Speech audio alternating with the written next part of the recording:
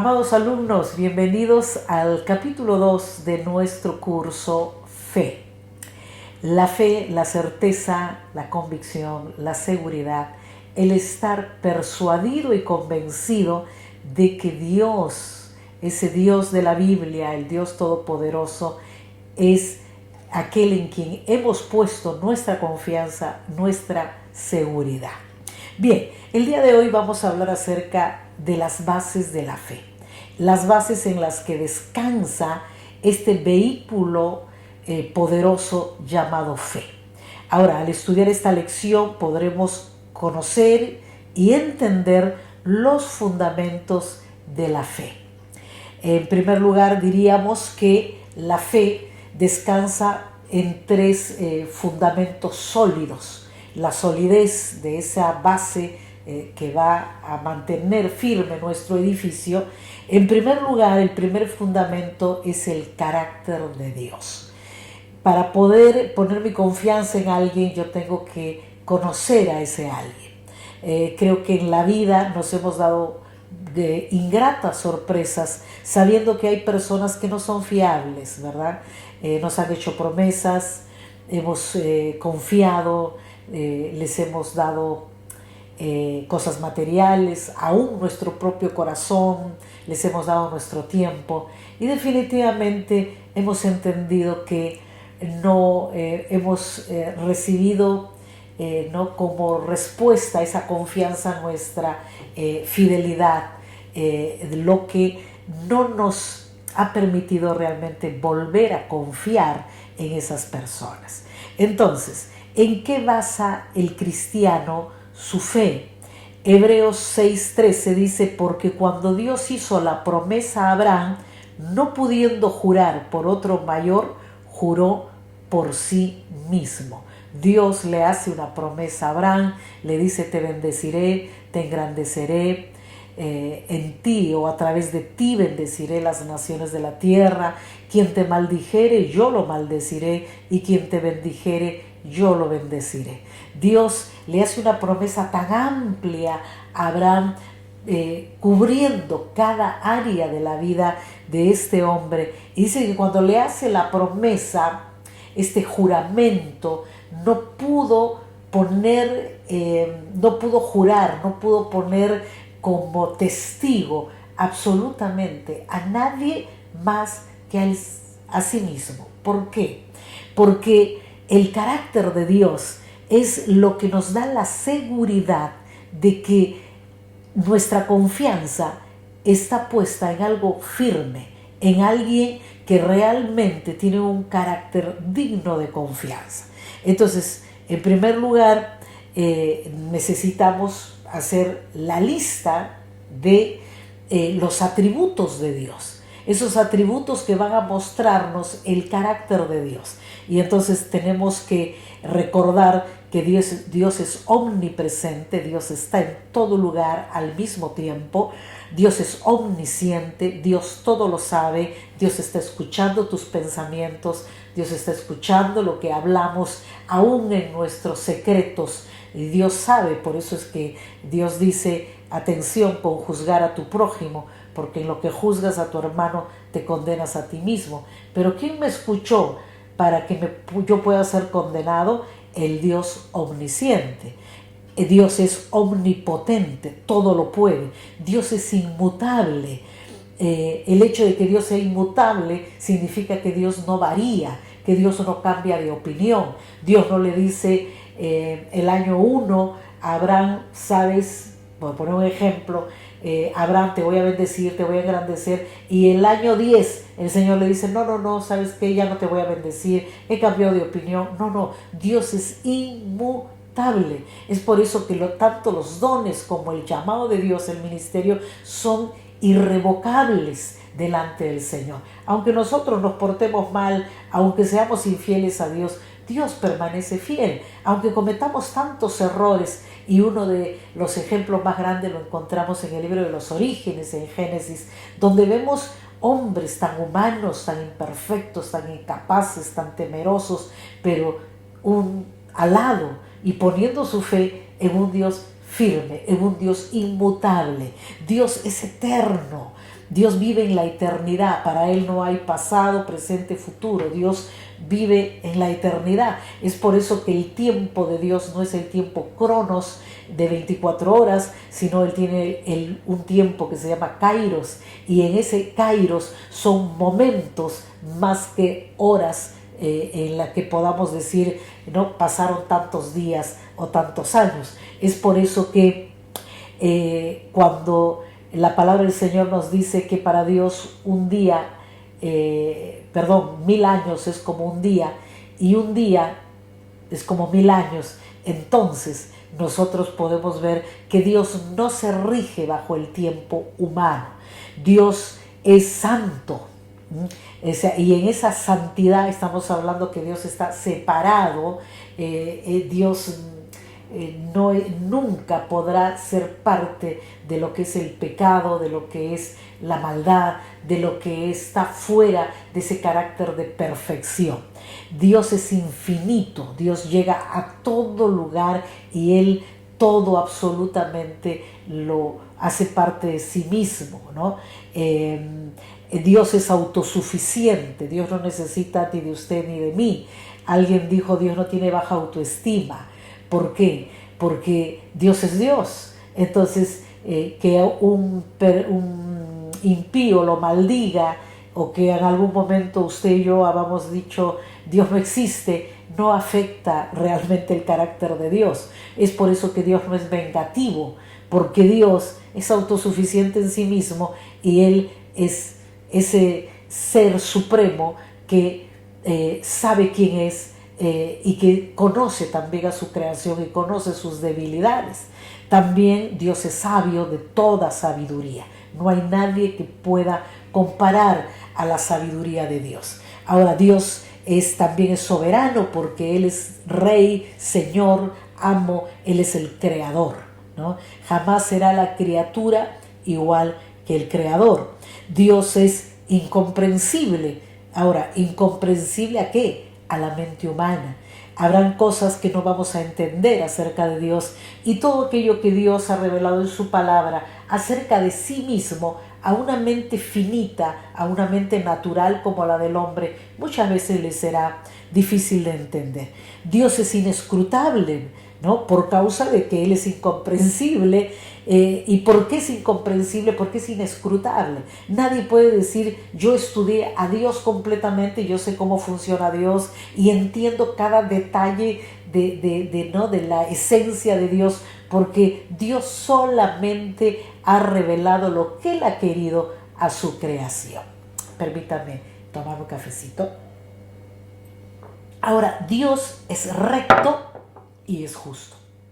Es recto porque en Él no hay imperfección, y también es justo, ¿no? Y en su justicia, Él sabe que justicia no es que todo el mundo reciba lo mismo, sino justicia es que cada uno sea tratado de la manera como lo necesita.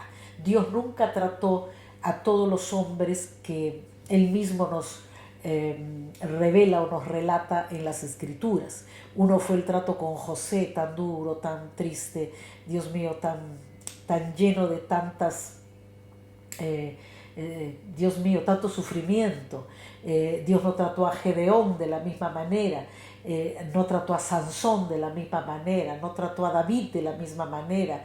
Mientras a uno lo condena a la muerte por causa de su rebeldía, desobediencia, digamos por su inmoralidad, como a Sansón, a David le mantiene la vida y le da la oportunidad para que él siga adelante. ¿Por qué? Porque en ese eterno conocimiento divino, en esa omnisciencia de Dios, Dios conoce los corazones, y su justicia se maneja en relación a la fe de cada individuo. Mientras que David se arrepentía, lloraba, se afligía, ayunaba y trabajaba para no volver al mismo pecado, mientras tanto Sansón jugaba con la unción, jugaba con la mentirita blanca, y entonces ahí es donde Dios en su justicia no puede tratar a todas las personas iguales, porque Dios conoce lo que hay en lo profundo de nuestro corazón por causa de su omnisciencia. Luego vemos que Dios es veraz, Dios es verdad, verdadero. En Él no hay ninguna mentira, no hay ninguna falsedad. Dios es veraz. Dios es luz. Creo que la palabra luz es algo tan importante cuando hablamos acerca de nuestro camino. Muchas veces nos hemos sentido en oscuridad y aún antes de conocer a Cristo sabemos que hemos vivido en tinieblas. ¿Por qué? Porque no hemos sabido cómo dirigirnos en la vida y cómo caminar de una manera que pueda traer mañana consecuencias para bien, ¿no? Hay una frase que me gusta mucho y es: las decisiones de ayer o las decisiones de hoy determinarán la realidad o determinarán lo que sucederá el día de mañana. Si hoy tomo buenas decisiones, mañana tendré la recompensa. Si hoy tomo malas decisiones, mañana sufriré el dolor de esas malas decisiones. Ahora, Dios es bueno, y su bondad se manifiesta a través de toda la creación, a través aún de nosotros mismos. Qué bondad de Dios que, a pesar de ser descendientes de una naturaleza caída y pecaminosa, Él quiso solucionar nuestro problema de la muerte eterna enviando a su Hijo Jesucristo. Es misericordioso, está lleno de gracia, es fiel y sobre todas las cosas Él no miente. Dios no miente. Él es verdadero. La segunda base en relación a la fe, después del carácter de Dios, es las promesas de Dios. ¿En qué se puede basar o sustentar nuestra fe? En las promesas de Dios. Por lo cual dice Hebreos 6, 17 y 18, queriendo Dios mostrar más abundantemente a los herederos de la promesa la inmutabilidad, Dios no cambia, de su consejo, interpuso juramento para que por dos cosas inmutables, que no se mueven, que no cambian, en las cuales es imposible que Dios mienta, tengamos un fuertísimo consuelo los que hemos acudido para asirnos de la esperanza puesta delante de nosotros. ¿En qué basamos nuestra confianza de esas grandísimas promesas? En el carácter inmutable de Dios, que por causa de ese carácter de no cambia, no varía, Él no cambia nunca de opinión, ¿no? Es por eso que la tierra nunca más ha sufrido un diluvio, porque Él hizo una promesa, puso su arco iris y dijo: cada vez que vean ese arco iris, recuerden que les prometo que nunca más haré morir la creación que está en la tierra con un diluvio. Dios siempre va a cumplir su promesa. Entonces su palabra es fiable, su palabra es confiable. Pero la gran pregunta que el día de hoy tenemos como iglesia es: ¿cuántas promesas de Dios conocemos? Los estudiosos han dicho que hay en la Biblia registradas alrededor de 15,000 promesas que Dios le ha hecho a los hombres. Hace unos 20 años atrás se decía que habían 3,000 promesas, pero los estudiosos que han ido estudiando, valga la redundancia, cada vez más y más la palabra, se han dado cuenta que hay más de 15,000 promesas. ¿Cuántas de esas 15,000 promesas conoce usted para que su fe sea fortalecida? Y esas promesas serán la base de aquello que Dios ha dicho. Muchas veces Satanás nos influencia, él hace una tarea de influencia muy grande y continuamente en la vida del creyente, en la vida del cristiano.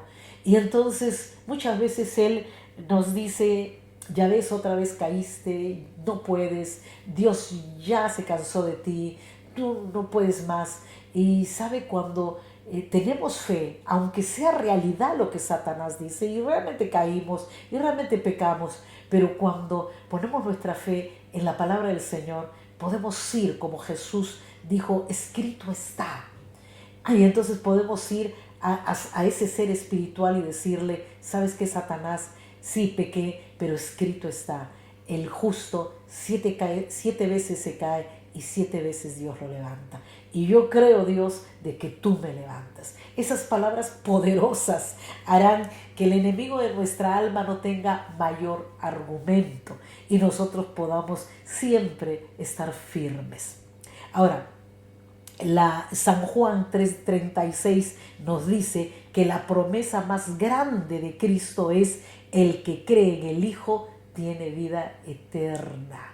Algunos dudan de su salvación, algunos dudan de que no, yo no soy tan bueno como Diosito me puede a mí ¿no? bendecir. Quiero decirle con mucha claridad, Dios es amor. Creo que es el elemento que no estaba en nuestra primera lista, porque creo que merece un acápite aparte. Dios es amor. Dios no tiene amor por unos y odia a otros. No. Dios no se maneja por la venganza ni por el castigo. Dios es amor.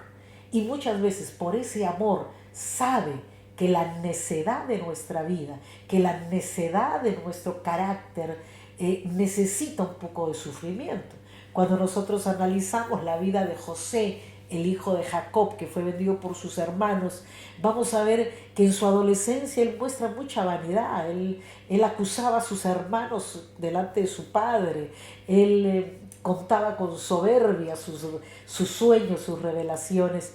Y entonces, para el plan que Dios tenía para él, poniéndolo en el momento histórico en el que vivió José para librar a su propia familia de la hambruna, de la muerte, de la extinción, definitivamente no podía Dios confiar y usar a un jovencito tan lleno de vanidad, tan lleno ¿no? de ingenuidad, y entonces tuvo que formarlo como un hombre con carácter, tuvo que hacerle ver las capacidades, los dones aún de profeta que había puesto en él, esos dones de administración, esa capacidad que tenía José, que si él le seguía bajo las faldas de su padre, siendo el niño engreído de papá, tal vez nunca hubiera desarrollado el gran potencial que Dios le había dado. Entonces, todos los sufrimientos y todas las circunstancias y los procesos que pasamos en la vida, el único fin de Dios es que nosotros mismos podamos descubrir ese potencial y esas capacidades que Dios nos ha dado. Así que Dios no es malo cuando de alguna manera permite el sufrimiento en nuestra vida, como Job, que al final de la prueba, al final del proceso, pudo decir: de oídas te había oído, Dios. En otras palabras, había oído escuchar de ti, pero hoy, después de esta prueba, después de esta tragedia que pasó en mi vida, ahora mis ojos te ven. Y Dios le dio 7 veces más de lo que tenía, porque Dios es amor. Nada lo hace Dios ni por venganza, porque Dios no tiene baja autoestima. Nada hace Dios porque quiere castigar y destruir, porque para Dios no es un Dios de destrucción, Dios es un Dios de vida. Muy bien, entonces, después de la primera base, que es el carácter de Dios, la segunda, que es las promesas de Dios, son nuestra base, nuestra seguridad de vida, vayamos a la tercera base, que tiene que ver mucho con la segunda. Y es que la palabra de Dios es la tercera base. Ahora, ¿por qué nosotros creemos que ese libro negro, que todavía lo tenemos en mente, es la palabra de Dios? Ahora, el libro en sí no es la palabra de Dios. Lo que contiene el libro, la enseñanza del libro, lo que está escrito y revelado en ese libro, eso es la palabra de Dios. Entonces, cuando una persona va con fe a la Biblia, entendiendo que la Biblia no es un libro para leer como el libro gordo de Petete, ni leer una novela, ni tampoco es las historias de Narnia, o tampoco es ¿cómo se llama? Harry Potter, ¿no? Donde yo voy a ir a entretenerme y a ver qué cosa dice el libro, sino que entiendo que la Biblia es la palabra de Dios, que es realmente lo que dice segunda de Corintios 1:20, porque todas las promesas de Dios son en Él sí y en Él amén, por medio de nosotros, para la gloria de Dios. Cuando nosotros entendemos que la palabra de Dios es el pensamiento de Dios, está revelado en ella contenido el pensamiento, el carácter, las promesas, el manual de instrucciones para nuestra propia vida, entonces realmente la Biblia se convertirá en la palabra de Dios. Si usted sigue viendo la Biblia como el libro aburrido, ay, hay que leer tanto, ese libro no es la palabra de Dios para usted. Pero si usted va a él tratando de encontrar a Dios, de conocer los pensamientos de Dios, de encontrar las promesas de Dios, entonces la Biblia será la fuente de su fe, porque la fe viene por el oír y el oír viene por la palabra de Dios.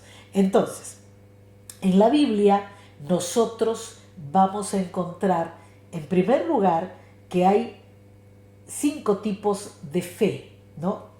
Tipos de fe que nos van a llevar a o ser realmente beneficiados por la Biblia, por la Escritura, por la palabra de Dios, o tal vez simple y sencillamente sea un libro más que hayamos leído en nuestra vida. Entonces, en Juan 20, 24 y 29 se nos dice que hay una fe natural, ¿no? Aquí vemos a Tomás, ¿no? Que creyó cuando vio, y Dios le dijo: bienaventurados aquellos que sin ver han creído. Ahora, esa fe natural es la fe que Dios ha colocado en cada persona. Es la fe de los sentidos, ¿no? Yo veo mi taza de café y yo digo, ¿no? Miro y digo, wow, ahí todavía tengo café. Entonces voy a tomar mi café. Efectivamente, mis ojos no me han engañado. Había café. Entonces yo puse mi fe en lo que yo vi. Vi que había café y entonces hice la acción de tomarlo porque creí que tendría el beneficio de lo que mis ojos estaban viendo. Entonces, esa fe natural proviene de las experiencias en nuestro diario vivir. 2. Existe, según Romanos 5:1, justificados pues por la fe, tenemos paz para con Dios por medio de nuestro Señor Jesucristo. Ahora, Dios ha puesto en cada ser humano una porción de fe, una muestra de fe que nos llevará a creer en el mensaje de la salvación. ¿Cuántas personas hemos visto alrededor de todos los años que tenemos en el Señor y hemos visto que han hecho la decisión de fe, han creído, han confesado a Cristo con mucha emoción, han llorado y ellos han dicho: yo creo que Jesús murió en la cruz del Calvario, derramó su sangre para perdonar mis pecados y creo que Él puede salvarme? ¿Cuántos de nosotros hemos visto tantas personas decir estas palabras? El problema es que esta pequeña fe no es suficiente para sostener luego esa salvación tan preciosa. Por eso Pablo en algún momento dice: cuidad vuestra salvación con temor y temblor. ¿Por qué? Porque esta fe para salvación necesita ser reforzada, necesita crecer. Luego vamos a ver una fe emotiva. El tercer lugar, ¿qué es la fe emotiva? El Señor Jesús lo graficó en Mateo 13:20 cuando habló acerca del sembrador. Dice: aquella que causa un gozo inicial por oír el Evangelio, pero no dura. muere cuando llega la aflicción y la persecución, no es permanente. Entonces, esta fe motiva, esta fe que se motiva por el testimonio de alguien o porque escuchó un milagro o porque a alguien le cambió el evangelio la vida, etcétera, etcétera, es una fe que apela a las emociones y realmente no es una fe duradera. Ahora, fe sin fruto, Mateo 13:21, es la fe que no da fruto porque el afán de la vida la ahoga, no vive por el Espíritu Santo y aunque puede permanecer viva por más tiempo, su fruto no se deja ver. Qué interesante es saber que, amados hermanos, la fe necesita ser vivificada, necesita ser activada, necesita cada día la ayuda, ¿no? La asistencia del Espíritu Santo. Sin el Espíritu Santo, sin el obrar del Espíritu Santo, la fe suya y la mía realmente son muy pobres. Luego tenemos la fe que afecta el carácter, pero el fruto del Espíritu es amor, gozo, paz, paciencia, benignidad, bondad, fidelidad, mansedumbre, dominio propio. Contra tales cosas no hay ley, dice Gálatas capítulo 5, 22 y 23. Ahora, la fe sin obras, dice Santiago, está muerta. Pero la fe que crece, la fe que es activada, que es vivificada cada día por el Espíritu Santo, esa fe que es acrecentada a través de la palabra de Dios, de la lectura de la palabra de Dios, del estudio de la palabra de Dios, ese estudio que nos lleva a conocer a Dios, esa fe realmente va a afectar nuestro carácter, porque fe es creer sin cuestionar. Y cuando una persona dice, es que yo soy así, es que yo no puedo perdonar, es que yo tengo que decir la mía porque si no la digo, yo no tengo paciencia, yo soy impaciente, y algunos aún blasfeman, y perdónenme que yo use este tema, esta palabra, perdón, blasfemia, dicen, Dios me hizo así. No, hermano. Al principio Dios creó al hombre perfecto. Es el pecado el que degenera el carácter del hombre. Es el pecado el que va a pervertir el carácter del hombre, la naturaleza del hombre. Entonces, cuando nosotros volvemos a Dios a través de Jesús y la obra del Espíritu Santo, como consecuencia de nuestra fe puesta en Jesús, definitivamente tu carácter tiene que cambiar. Y si no cambia, tal vez es porque tengamos una fe sin fruto, tal vez tenemos una fe natural y hemos puesto nuestra confianza, como los griegos, nos hemos convencido de que Dios nos ama, de que necesitamos a Cristo para ser salvos, pero realmente no hemos hecho a Jesús nuestro Señor, nuestro amo, nuestro dueño, y no lo hemos hecho nuestro Maestro. Ahora, el fruto del Espíritu tiene que gobernar a un hombre, a una mujer de fe. Ahora, ¿cuál es la importancia de que nosotros podamos tener una fe verdadera, una fe que afecta nuestro carácter? Amado hermano, tener fe para sanar a las personas es un don de Dios. Tener fe para predicar y evangelizar y decir, yo sé que se va a entregar al Señor, es un don de Dios. Entonces, los dones son herramientas que Dios nos da. Es como esta taza, es una herramienta que contiene mi café y yo puedo hacer uso de ella.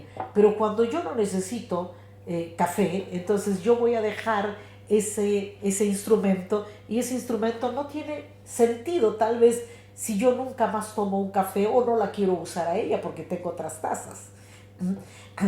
¿Me entiende lo que le quiero decir? Las herramientas no son nuestras, no nos pertenecen, no nos fueron dadas porque somos buenos o porque somos santos o porque somos espirituales. No, los dones se nos han sido dados por gracia, dice 1 Corintios 12. Entonces, cuando nosotros actuamos en la fe y reconocemos el don, el Espíritu Santo es el que va a actuar. Pero quien va a rendir cuentas de nuestra santidad, de que realmente somos nuevas criaturas, es el fruto que manifestemos en nuestra vida. Un hombre, una mujer impaciente, sin dominio propio, que no es mansa, que no es fiel, que no sabe amar, que vive amargado, resentido, simple y sencillamente no tiene el Espíritu de Cristo. No muestra el fruto del carácter de un hombre y una mujer que han nacido de nuevo. ¿Ok? Y entonces, ¿por qué es importante entonces la fe? Hebreos 11:6. La fe es el instrumento para acercarse, el vehículo, como les decía, porque es necesario que el que se acerca a Dios crea que Él existe, en primer lugar, y que recompensa a los que le buscan. Yo no puedo ir a Dios con dudas, porque la duda ¿será que Dios me escuchará? ¿No me escuchará? Dios escucha a todos. Dios escucha a los pecadores, Dios escucha a los que sufren, Dios escucha a los enfermos, Dios escucha a los niños, Dios escucha a los ancianos, Dios escucha al más terrible pecador. Dios los escucha. Ahora, ¿por qué es importante? Porque nosotros tenemos que vivir todos los días de nuestra vida para llegar y terminar la carrera que tenemos por delante hasta la glorificación e irnos a la presencia de Dios. Dios mío, la necesitamos. Necesitamos el vehículo de la fe. Y Habacuc 2:22 dice: y el Señor me respondió, escribe la visión y haz que resalte claramente para que pueda leerse de corrido, pues la visión se realizará en el tiempo señalado. Marcha hacia su cumplimiento y no dejará de cumplirse. Aunque parezca tardar, espérala. Amado hermano, aunque parezca tan imposible que podamos vivir la palabra del Señor por fe, realmente lo podemos lograr. Por eso es tan importante la fe, porque la fe es el único instrumento para acercarnos a Dios y es el único medio por el cual podemos mantenernos cada día fieles al Señor. Y Habacuc termina diciendo aquí el pasaje en el capítulo 2, del 2 al 4, dice: el insolente no tiene el alma recta, pero el justo vivirá por su fe. Así que es necesaria la fe, por supuesto. Sin fe no se puede. ¿Por qué también es importante la fe? La salvación se recibe por fe, dice Efesios 2, 8 y 9, porque por gracia sois salvos por medio de la fe, y esto no es un don o un regalo que usted y yo nos hemos merecido. No, es un regalo del Señor. Y tampoco se gana por obras. No es porque usted sea mejor que yo, y no es porque yo sea mejor que usted, que estoy yo como maestra y usted como alumno.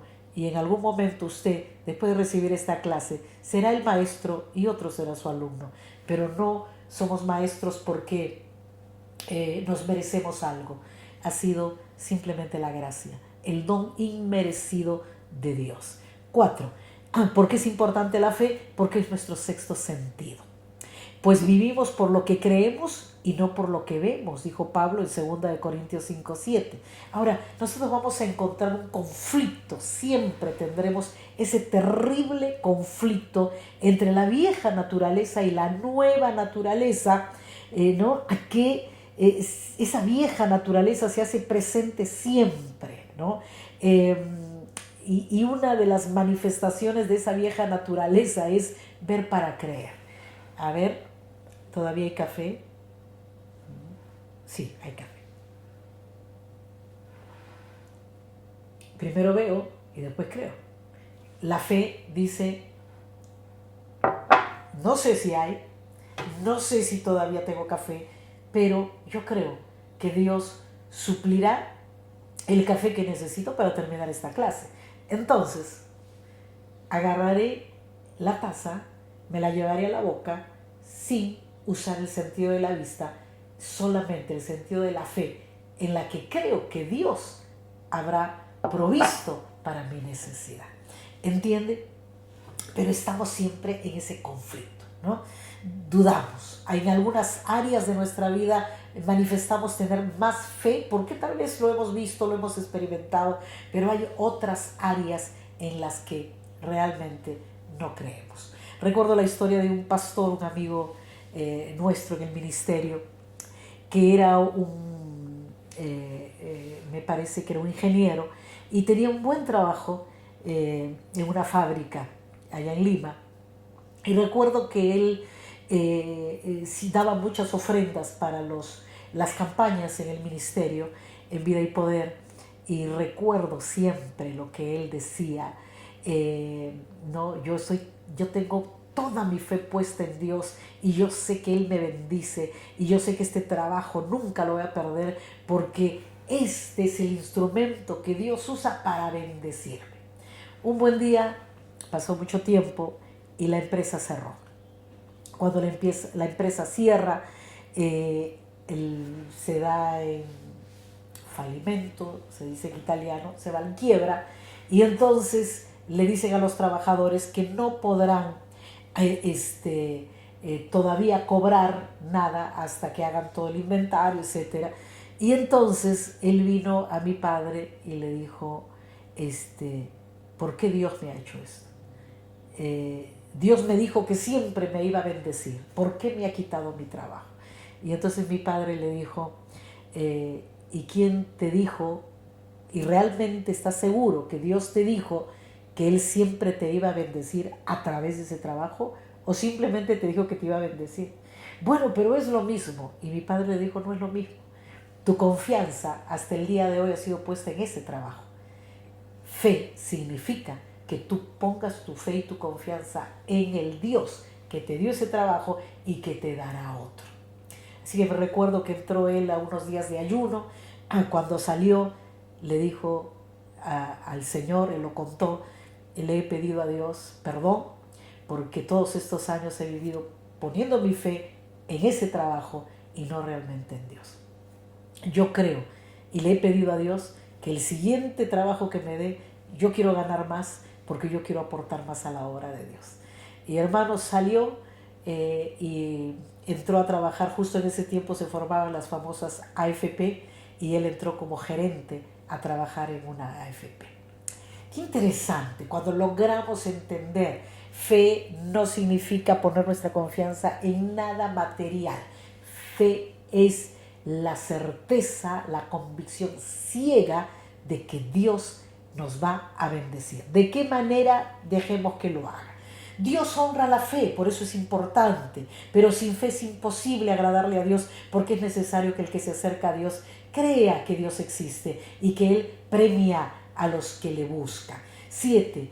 Lo que no procede de fe es pecado, pecado para Dios. Lo dice Romanos 14:23. Pero el que duda sobre lo que come es condenado porque no lo hace con fe. Todo lo que no proviene de fe es pecado. Mi hermano creía en Dios, amaba a Dios, pero creía que ese trabajo era la única señal que Dios tenía para poder bendecirlo. Y tuvo que aprender, tal vez con dolor en algún momento, que la fe tiene que ver con creerle a Dios. Porque el que no le cree a Dios, peca. Podemos creer que tenemos todos los frutos del Espíritu, que nosotros nos portamos bien, que somos gente de oración, que creemos la Escritura, pero si nuestra confianza no está en Dios, en el tiempo bueno y en el tiempo malo, igual somos pecadores. 8. Es importante la fe porque es el elemento fundamental de la oración para recibir respuesta. Y todo lo que pidiereis en oración, creyéndolo, recibiréis. Mateo 21:22. ¿Por qué es importante la fe? La fe es importante también porque es la manera en la que enfrentamos las situaciones. La fe nos ayuda a pasar las situaciones difíciles, como por ejemplo vemos en Mateo 14, 28 al 34, y dice que entonces le respondió Pedro y dijo: Señor, si eres tú, manda que yo vaya a ti sobre las aguas. La famosa historia cuando Pedro camina sobre las aguas. Y mientras él se mantenía mirando a Jesús, creyendo que él era poderoso para mantenerlo firme, caminando sobre el agua, no pasó nada. Pero cuando él tuvo miedo, se cayó. Y casi se nos ahoga el apóstol Pedro. Y entonces dice que él gritó y le dijo: Señor, sálvame. Y al momento Jesús extendió la mano, asió de él y le dijo: hombre de poca fe, ¿por qué dudaste? La fe, hermanos, es la base, es el ancla a través de la cual vamos a enfrentar las situaciones difíciles de la vida y vamos a mantenernos viviendo y disfrutando de lo sobrenatural de Dios. Luego es la manera de agradar a Dios, dice Hebreos 11:6, sin fe imposible, porque en el versículo 6 de Hebreos 11 dice: solo lo que es de fe agrada a Dios. Por fe, dice Abel, Enoc, Abraham, Sara, Jacob, Moisés, Rahab, Sansón y cientos de hombres y mujeres alcanzaron buen testimonio delante de Dios. Creo que los cientos es muy poco. En la Biblia encontramos miles de nombres de hombres que pusieron su confianza, su fe en Dios. Y por último, la fe es importante porque la fe nos protege. Él les dijo: ¿por qué teméis, hombres de poca fe? Entonces, levantándose, reprendió a los vientos y al mar, y se hizo una grande calma. Mateo 8:26. Recordemos siempre la primera regla del intercesor en relación a la oración es que Dios es soberano. Y aunque no veamos pronto las promesas cumplidas de Dios, tenemos que tener la seguridad de que Dios va a cumplir su promesa. Ahora, cada uno de nosotros ha recibido una medida de fe. Si hemos nacido de nuevo, la fe nos hizo renacer. Esa fe que nos hizo renacer en Cristo Jesús es la fe que nos va a mantener firmes en Dios, porque esa fe vino de Dios. Es un don, es un regalo de Dios. Ahora, interesante entender dos cosas. Número uno, Dios le ha dado a cada uno una medida de fe. Dos, Jesús en algunas ocasiones midió la fe de las personas. Y más adelante, en los siguientes capítulos, vamos a poder ver detalladamente cuáles son esas medidas de fe. Ahora, quiero terminar esta clase recordándoles acerca de los enemigos de la fe. Recordemos que muchas veces Jesús no pudo hacer todo lo sobrenatural, todos los milagros, ejercer todo su poder porque los hombres no tenían fe. Y el Señor, aún a sus propios discípulos, les increpó el hecho de ser hombres de poca fe. Entonces, tenemos tres enemigos de la fe. El primero es la duda. A Santiago 1:6, pero pida con fe, no dudando nada. En segundo lugar, el segundo enemigo es el temor.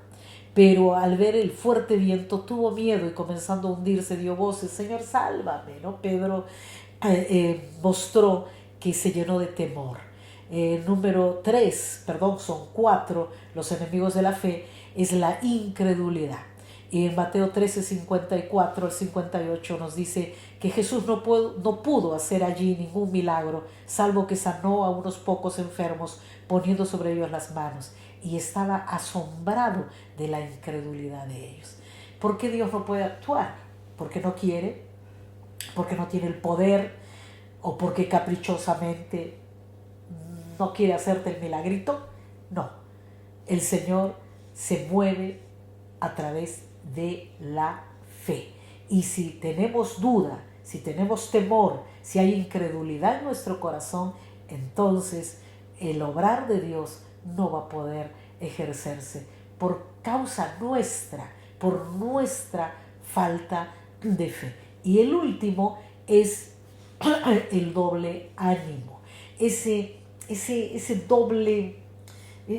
doble alma que tenemos para seguir a Cristo.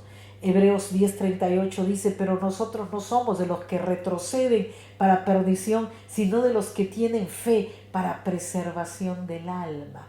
Y no sé si ustedes, esas personas que cada cierto tiempo retroceden su fe, cada cierto tiempo como que se cansa, se fatiga, y usted dice, no sé, me atraen las cosas del mundo, yo no creo que pueda seguir adelante. Quiero decirle que es peligroso y usted está dando síntomas de que tiene una fe débil y la fe debe fortalecerse. Como conclusión, quisiera animarle hoy y decirle, si usted tiene fe, actúe, actúe. La fe debe ser activa. Desafíese a creerle a Dios, pero sobre todas las cosas, para poder creerle a Dios hay que conocer a Dios. Y cuando conocemos a Dios, entonces podemos tener la seguridad de que cumplirá sus promesas. Pero si yo no conozco las promesas de Dios, no se las puedo pedir nunca. Hace poco hacía una oración de fe y le decía, Señor, qué tiempos tan malos estamos viviendo. Yo no puedo entender, Señor, como iglesia, alrededor del mundo hay tanta incredulidad, hay tanta duda, hay tanta infidelidad, hay temor. ¿Cómo se puede vivir en este tiempo tan difícil? Y entonces le decía, Señor, ayúdame. Y recordaba las palabras del Señor Jesús en Mateo 24, acerca de los últimos tiempos, cuando Él dice, y por multiplicarse la maldad, el amor se enfriará. Y muchas veces cuando vemos tanta maldad, cuando vemos, Dios mío, tanta incredulidad, tanta falta de fidelidad a Dios, a la iglesia, realmente uno dice, valió la pena todo lo que hemos hecho, valió la pena todo lo que hemos entregado, valió la pena a veces sentarnos nosotros para darle oportunidad a otros para que no lo valoren. Y Dios mío, son como reflexiones que uno hace en el corazón y dice si realmente seguirá valiendo la pena entregar todo para Cristo. Y le pedí al Señor y le dije, Señor, que mi fe no mengue y que el amor por tu obra, el amor por mis hermanos, el amor por la iglesia, por favor que no se enfríe. Y el día que eso ocurra, antes que ocurra, un segundo antes, por favor llévame a tu presencia. Porque el Señor dijo que si el Señor no acorta los días, por causa de la maldad que hay en la tierra, ni siquiera los escogidos se iban a salvar. Tenga fe, tenga fe. Sin fe es imposible agradarle a Dios. Después de esa oración, sentí como que Dios me había dado un cóctel de fe, de amor, de paciencia, de paz.